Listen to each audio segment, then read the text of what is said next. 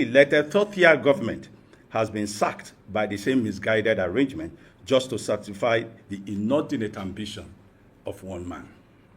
However, rather than rise above the fray, our dear president yielded to petty favoritism and betrayed his oath of office.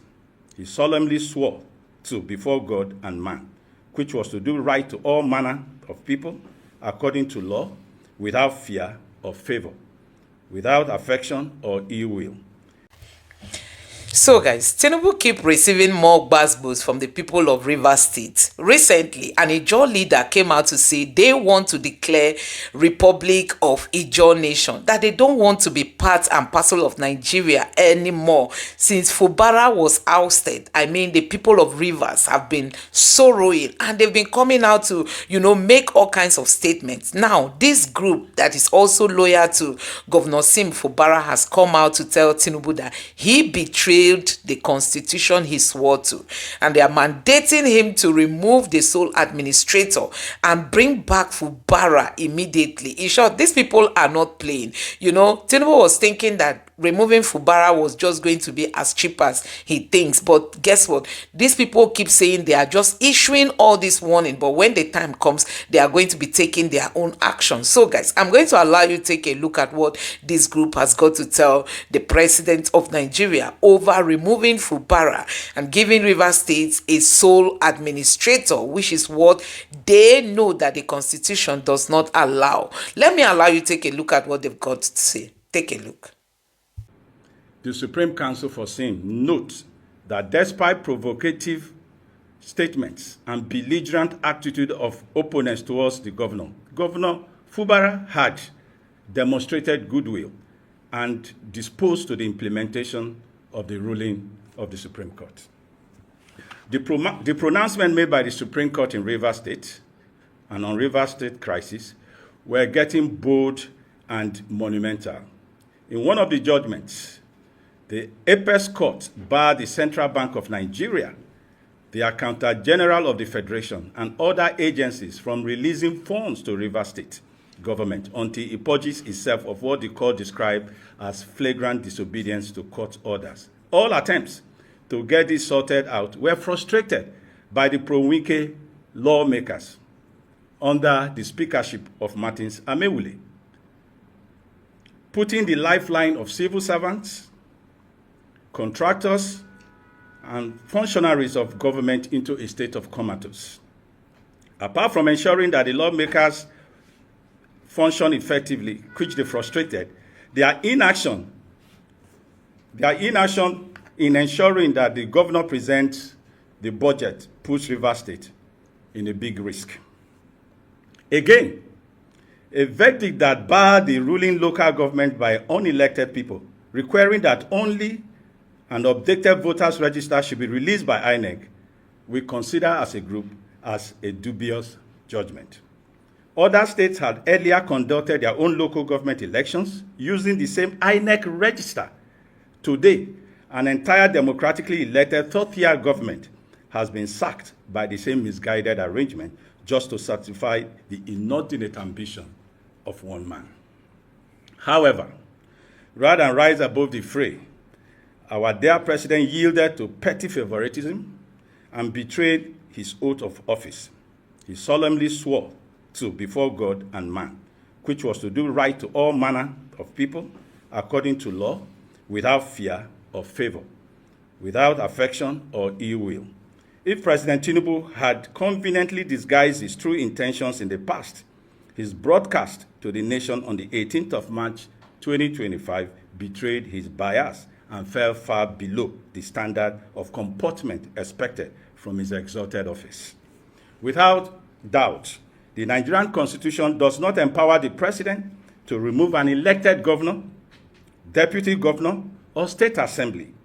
Under any circumstances, the procedure for removing a governor is clearly outlined in Section 188 of the Constitution of the Federal Republic of Nigeria, 1999, as amended, through an impeachment process initiated by the State House of Assembly with verifiable, valid reasons and not by presidential proclamation or arbitrary pronouncement.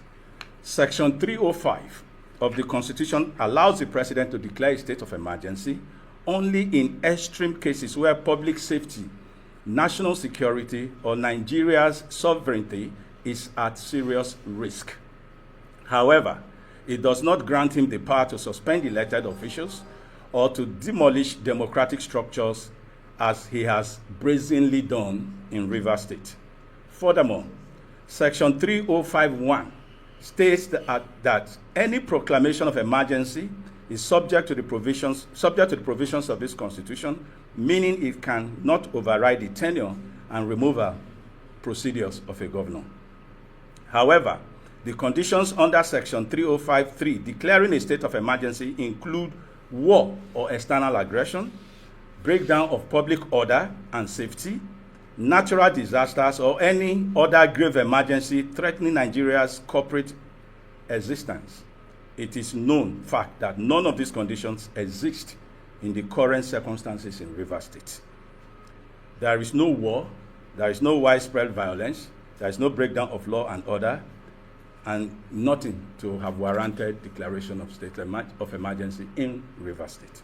Again, alternative legal avenues were ignored just to satisfy one man. If the issues were as dysfunctional as were made to be in Rivers State, the president could have encouraged the National Assembly to intervene under Section 11 of the Constitution. However, even under such intervention, the governor and deputy governor cannot be removed by any arm of government except through constitutional means, as provided in Section 11. Section 11 clearly provides. We therefore see what is going on in the state as a manufactured crisis for political control, as the state of emergency declaration is not about security. It is about grabbing and control of power in Rivers State. The disagreement within Rivers State stemmed from the defection of 27 assembly members from the PDP to the APC, the loss of seats under constitutional provisions, the subsequent political maneuvering to undermine the governor's mandate. Rather than allowing the law to take its course, the federal government, through its allies in the state, has engineered a crisis in a peaceful state to justify this obvious, premeditated, and brazen and cynical, unconstitutional action. The Supreme Council for Sin find the federal government's excuse of pipeline vandalism as quite untenable and even laughable, because it was also orchestrated by their own cronies just to achieve this unfortunate development in our state. However, we all know that the security of national infrastructure falls squarely under the responsibilities of federal security agencies and privately contracted security firms. If this issue had to do with breach of security in whatever form, the question that should naturally be asked is who controls the police, the military, the DSS? Is it the governor of Rivers State that controls all of these people? It is controlled by the federal government under President Bola Ahmed Tinubu. So what will it benefit Mr. President to keep one man who is apparently his appointee and lose the Nigerian economy and peace of the nation? That is the question that we ask. Our dear President, this is not just about Rivers State. This is about Nigeria's economic survival.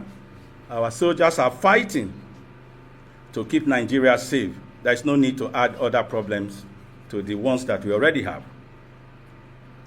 Why we waste energy escalating political battles in Rivers State? Thousands of Nigerian soldiers are still fighting for their lives and for the nation's survival against insurgents, bandits, kidnappers in the northeast, northwest, and north central. These are the real emergencies. These are the crises that demand decisive leadership and, if possible, states of emergencies, not Rivers State.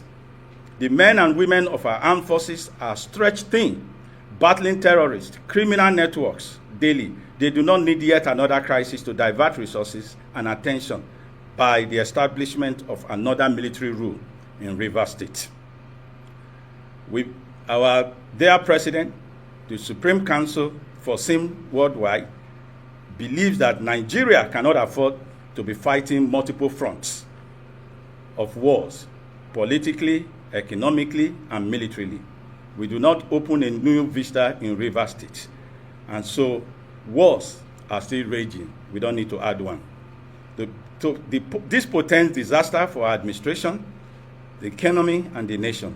A state of emergency is not a strategy. It's an admission of failure by the federal government. There are far more effective, far less destructive ways to handle the situation in Rivers State. Once again, our dear President, declaration of emergency does not automatically dissolve or suspend elected state government. The Constitution does not empower the President to unilaterally remove an elected governor. Such actions amount to unconstitutional usurpation of power and a fundamental breach of the federal structure of Nigeria. The purported removal of Governor Fubara, his deputy, and members of Rivers State House of Assembly is therefore unconstitutional, unlawful, and a dangerous affront to our nation's democracy. The appointment of Vice Admiral Ibas, administrator to govern Rivers State, raises another constitutional issue and is already brewing fresh crisis on so many fronts. From the civil service to extra-ministerial departments and agencies, the 1999 Constitution does not recognize the office of an administrator in place of an elected governor. The Constitution only provides for a governor elected by the people, as stated in Section 1761. A deputy governor elected alongside the governor, as stated in Section 186. The only situation where an unelected official can assume control of a state is under military rule, which is not applicable under democratic system by the 1999 Constitution. And so we believe that Rivers State does not deserve to be placed under military rule at this time. By disregarding the rule of law, the President has shown a dangerous willingness to trample on democracy. The declaration of a state of emergency in Rivers State is not just reckless, it is a clear attempt to return us to the state of nature and tighten its grip on power at all costs. It is a degrading backdoor imposition of martial rule on a strategic part of the Federation with all the measure that it has taken, and also biased interpretation of Section 3051 of the 1999 Constitution. A state of emergency does not mean an elected governor can be removed. We want to continue to emphasize that. It does not mean that an elected governor can be removed unilaterally by the president.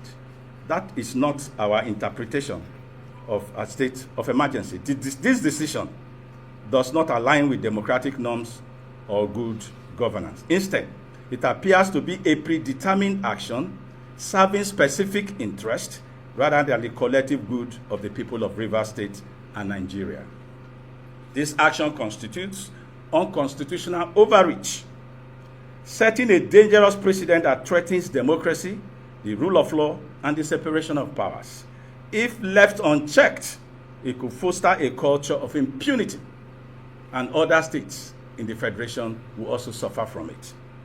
Having already been grappling with non-adherence to electoral qualifications, rules, and massive rigging, adding arbitrary removal to elected officials will push us to a state of jeopardy and anarchy.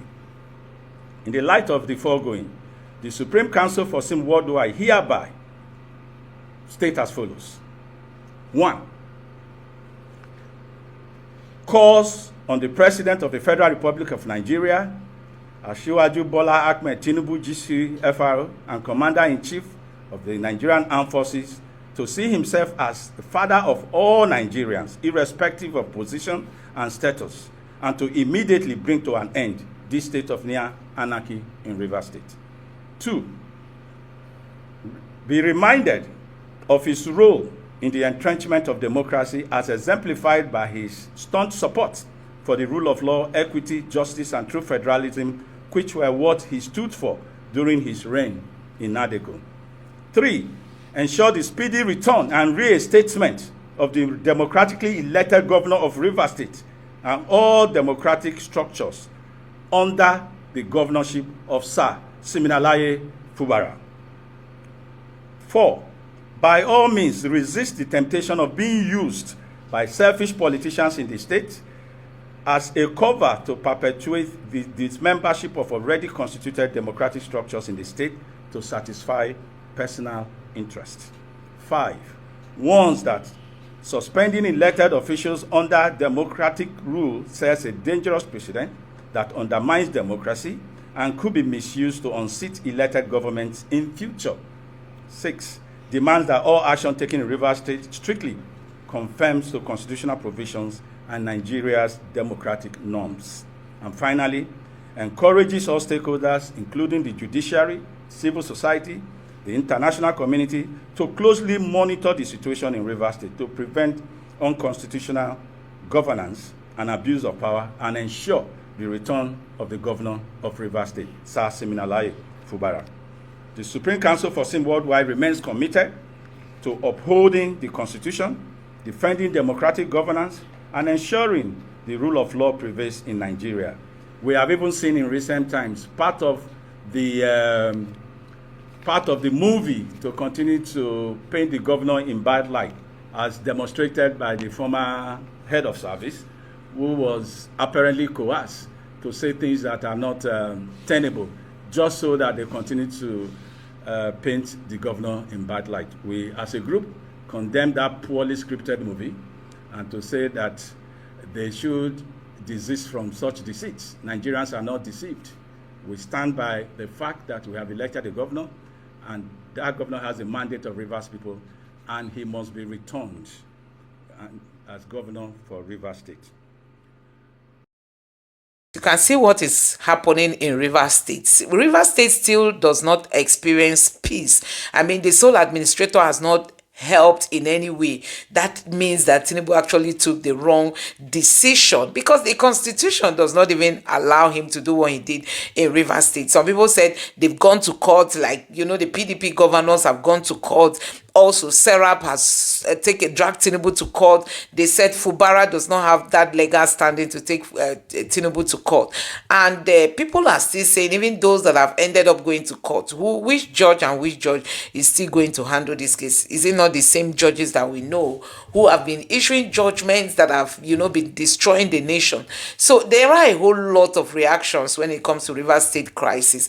Now, the state administrator appears to be, crossing his bound, because he was just appointed as a sole administrator that he has to be giving account to the president. Now he has gone ahead to begin to elect people. We heard that he has sacked some and he's electing people, and that is causing a whole lot of uproar, because we are not in a military dictatorship era where you can bring an ex-military man to just take over a state, but we are in a democratic era, and only the elected official, which is the governor, has the right to lead the people of Rivers. But you can see what is happening. Don't forget that the former governor of Rivers State, the governor Amechi, has come out to say that the crisis in Rivers State is as a result of the resources of Rivers, and also 2027 election.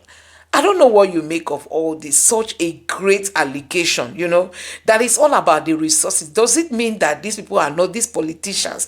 Wike served for 8 years in Rivers State. Does it mean he didn't get enough money? Or is it Tinubu who has been, he has served as governor, he has served as senator, he's like the one who owns Lagos, Does it mean Tinubu has not seen enough money? What else are they looking for that they have to subject Rivers State to go through all this? Anyway, guys, let me know what you think about this in the comment section below. Please don't forget to subscribe to the channel, turn on the notification bell. Please give this video a like so that YouTube can recommend it to others, and drop your thoughts in the comment section below. Thank you.